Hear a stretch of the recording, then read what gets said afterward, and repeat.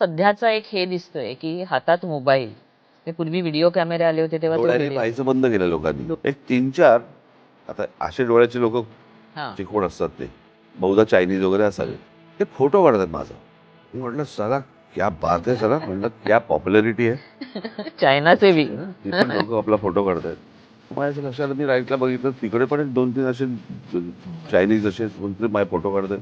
बरं वाटलं. नंतर कळलं हे कशाचाही फोटो काढतात. नळ दिसला नळाचा फोटो काढ, ग्लास दिसला ग्लासचा फोटो काढ, कशाचाही फोटो काढतात ते. तर त्यांना असं वाटलं की इथे ह्याच्यावर कोणतरी फोटो काढतात, ह्याचा काढून ठेवा नंतर बघू आपण कधी. तर ते कशा त्याच्यामुळे ते डोळ्यांनी पाहत नाही, ते सगळं बघतात कॅमेऱ्यानं.